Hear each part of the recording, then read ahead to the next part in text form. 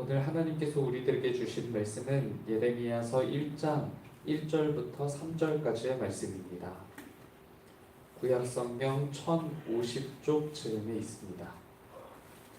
예레미야 1장 1절부터 3절까지의 말씀입니다. 구약성경 1050쪽 즈음입니다. 예레미야 1장 1절부터 3절까지의 말씀, 우리 한 절씩 교독하고 3절은 같이 읽겠습니다.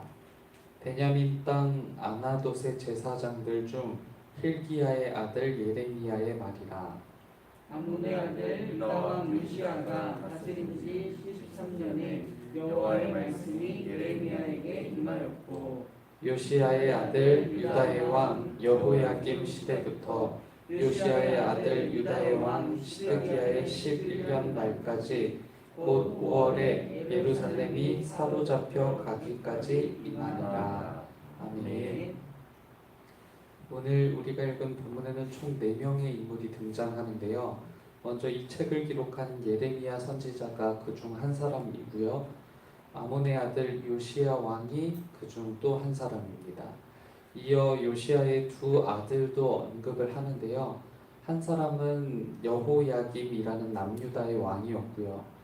여호야김을 이어 통치했던 시드기야 왕까지 이렇게 총 4명의 인물을 언급합니다.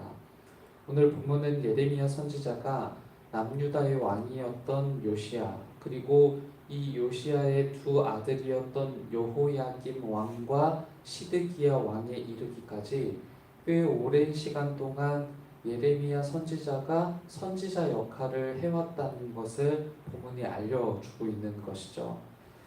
2절에 따르면 그가 하나님의 말씀을 받은 것은 요시야가 유다 왕이 되어 다스린 지 13년이 되었을 때라고 이렇게 전하는데요. 요시야 왕에 대한 자세한 이야기는 역대하 34장을 통해서 확인할 수 있습니다. 역대하 34장은 이 요시야 왕의 연대를 열거하면서 그의 활약상과 신앙의 면면을 보여주고 있는 것을 확인하게 되는데요. 요시야 왕은 그의 통치 8년에 하나님을 찾았다라고 이렇게 전하고요. 요시야 왕 그의 통치 12년에 1차 종교 개혁을 이룹니다. 그 내용은 역대하 34장 3절부터 이렇게 기록하는데요. 제가 읽어드리겠습니다.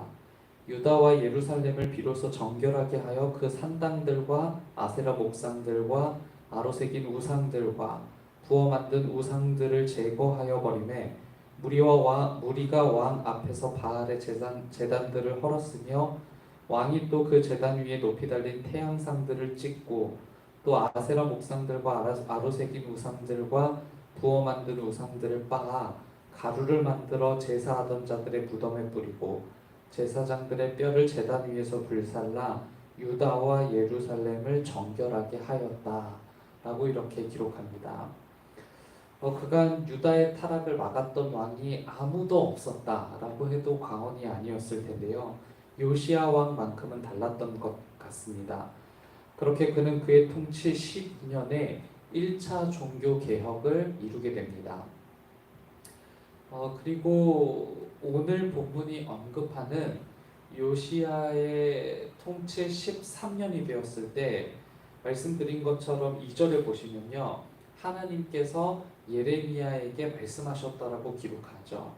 그 말씀은 예레미야 1장 4절부터 19절까지의 말씀이라고 할 수 있을 텐데요. 하나님은 예레미야에게 환상을 보여주시면서 예루살렘이 결국 멸망하게 될 것이다 라는 메시지를 예레미야에게 담아주십니다. 분명 그 요시야 왕의 1차 종교개혁은 하나님께로 돌아가기 위한 처절한 몸부림처럼 보였는데요. 이와 같은 종교개혁과는 상관없이 하나님은 여전히 예정하셨던 예언자를 세우셨고요. 이 예언자를 통해 예루살렘의 멸망을 보여주셨습니다. 요시야 왕 통치 13년에 예레미야 선지자에게 말씀이 임했던 거니까요. 불과 1년 전 요시야 왕 통치 12년에 종교개혁이 있었다라는 이 내용과는 전혀 상관없이 하나님의 선지자가 등장하였고 예루살렘이 멸망할 거라는 하나님의 메시지가 임하게 되었다라는 것이죠. 이 사실은 두 가지 메시지를 우리가 상고할 수 있도록 돕는데요. 당장 거룩해지려는 개혁과 같은 결심 그리고 그런 행위들이 그간 하나님께 저질러 왔던 죄를 상쇄하는 것은 아니라는 것을 알려주는 것이고요. 또 한 가지는요. 이와 같은 종교개혁 그러니까 1차 종교개혁이라고 말씀드렸죠. 이어 요시야 왕은 또 한 번의 종교개혁을 감행하게 되는데요.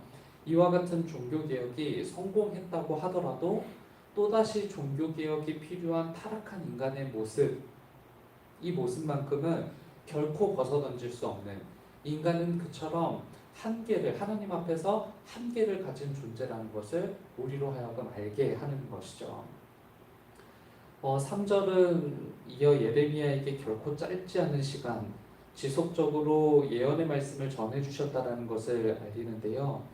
요시야가 죽고 난 뒤에 그의 아들 여호야김이 유대의 왕으로 있을 때도 그러하였고요. 또 여호야김 왕이 죽고 난 뒤에 역시 요시야의 아들 시드기야가 왕이 돼서 시드기야 왕이 통치한 지 11년이 될 때까지 그렇게 하나님께서 말씀하셨다고 전합니다. 그런데 요시야 왕의 두 아들 여호야김 왕과 시드기야 왕에게는요 두 가지 공통점이 있었다라는 것을 확인하게 됩니다. 하나는요 그 제국에 의해 임명된 왕이라는 사실입니다. 그리고 또 하나는요 속국에 해당하면서 하나님을 의지하기보다는 강대국을 통해서 지금의 위험을 피하려고 하는 시도를 했던 인물이었다라는 거예요. 실제로 여호야김 왕은 아버지인 요시야 왕을 죽였던 애굽의 왕 네카우 2세로부터 왕으로 임명을 받게 되고요. 그러니까 아버지를 죽인 장본인으로부터 왕위를 물려받게 되었다라는 거예요. 또 그리고 시드기야 왕은요 바벨론의 왕이었던 네부카드네자르 2세에 의해서 왕으로 임명을 받아 통치를 시작하게 되었던 겁니다. 여호야김 왕은 이 속국으로서 애굽의 속국으로서 아주 충실한 역할을 했었는데요. 많은 공물을 바쳤고요. 열왕기하 23장 35절을 보시면요. 그 돈을 모으기 위해서 남유다 백성들에게 세금을 부과하고 백성들로부터 은과 금을 요구한 정황을 확인하게 됩니다.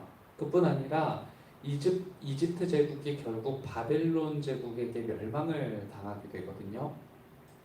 바벨론 제국에게 패하게 되었을 때 여호야김은요 충성의 대상을 아주 급히 애굽에서 바벨론으로 바꾸는 선택을 하게 되죠. 예루살렘에 있던 보물과 성물을 바벨론에게 스스로 갖다 바치고요. 경의를 표하고 일부 왕족과 귀족들을 인질로 넘기면서 바벨론에게 충성을 맹세합니다. 그때 끌려갔던 인물 중에 하나가 바로 다니엘이었던 것이고요. 시드기야 왕이라고 해서 크게 다르진 않았어요. 오히려 바벨론의 반기를 들었었는데요. 다시 애굽과 바벨론을 싫어하는 주변의 군소 국가들과 함께 이 반 바벨론 동맹을 맺고 바벨론을 결사반대하는 이 일에 동참하게 됩니다. 그런데 그의 방법 역시 하나님의 비판을 받게 되죠. 시드기야 왕이 의지했어야 했던 것은 애굽과 반 바벨론 동맹이 아니라 바로 하나님을 의지해야만 했기 때문에 그래요. 결국 시드기야 왕은 아들의 죽음을 눈앞에서 목격하고 두 눈이 뽑힌 채 포로로 끌려가게 됩니다. 그렇게 유다 왕국은 멸망하게 되고요. 이 예레미야에게 임한 하나님의 말씀이라면 그들은 꽤 많은 기회가 있었던 것 같은데요. 그들은 하나님의 말씀이 힘이 된다고 느끼질 못했던 것 같습니다. 하나님의 말씀이 이루어지고 있다라는 생각도 하지 못했던 것 같고요. 나름의 방법으로 난국을 타게 하려고 했지만 결국 그들이 행했던 모든 방법들은 하나님의 진노를 샀을 뿐이라는 거죠. 하나님의 말씀은 예레미야를 통해서 남유다 백성들에게 끊임없이 선포되었지만 인간이 품은 죄는 도무지 사라지지 않았고 하나님의 말씀을 나의 말씀으로 여기지 않았던 탓에 결과는 참담했던 것이죠. 오늘 내게 다가오는 말씀이 우리가 품은 죄 때문에 희석되는 일이 없길 바라고요. 오늘 내가 일상에서 마주하는 하나님의 말씀이 내게 주어진 말씀으로 여기며 하나님의 뜻과 마음을 묵상할 수 있게 되기를 바랍니다. 우리는 하나님을 더욱 알기 위해 말씀을 가까이 해야 되고 또 그 말씀대로 살기 위해 말씀을 더욱 가까이 해야 할 겁니다. 오늘보다 내일 또 내일보다 그 다음날 영원히 하나님의 말씀을 더욱 가까이 하고 하나님의 말씀을 사랑하는 우리 모두가 될 수 있기를 주님의 이름으로 축복합니다. 함께 기도하겠습니다. 모든 순간 하나님과 주님께서 주시는 말씀이 필요했던 유다 백성들처럼 우리 또한 그러합니다. 모든 순간 주님이 필요하고 그 어떤 순간도 주님의 말씀이 필요하지 않은 적 없습니다. 우리가 먼저 하나님과 하나님의 말씀을 소중히 여겨 그 안에서 살아갈 수 있는 용기와 힘을 주시길 바랍니다. 오늘도 그 말씀 속에서 해답을 얻기 위해 한자리에 모인 주님의 백성들을 돌보아 주옵소서. 기도할 때 하나님의 말씀으로 응답해 주시고 우리가 응답받길 원하는 모든 일들이 하나님의 마음과 뜻에 어울리는 결과가 있도록 도와주시길 바랍니다. 하나님의 일하심을 기대하며 우리의 문제를 하나님께 맡기는 기도를 쉬지 않게 도와주옵소서. 코로나19로 여전히 고통 중에 있는 온 세계를 긍휼히 여겨주시길 바랍니다. 결코 짧지 않은 시간, 우리가 잃어버린 것들이 적지 않지만 이 시간들을 통해 하나님께서 우리를 지도하시고자 하는 것이 있다면 인내하고 견디며 우리의 믿음을 굳건히 하는 시간으로 삼도록 도와주옵소서. 그럼에도 이 시간들이 하루속히 지나가길 바랍니다. 주가 주셨던 평범한 일상을 회복할 수 있도록 인도해 주옵소서. 예배를 준비합니다. 교회 곳곳에서 하나님을 위해 헌신하는 봉사자들의 손길을 도우시고 기억해 주시며 그 손을 통해 이루시려는 하나님의 뜻이 예배 가운데, 가정 가운데, 세상 가운데서 드러나도록 도와주옵소서. 헌신하는 이들을 통해 하나님의 거룩하심이 선명하게 드러나도록 인도해 주옵소서. 말씀을 준비하고 전하시는 담임 목사님의 몸과 마음, 영혼까지도 굳건히 설 수 있도록 인도해 주시길 바랍니다. 온 교우가 한 마음으로 그 말씀을 기대하며 받아 누리는 주일이 되도록 우리를 인도해 주옵소서. 오늘도 역시 주님의 날입니다.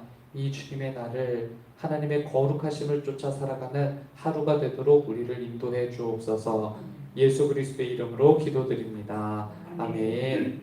하늘에 계신 우리 아버지여, 이름이 거룩히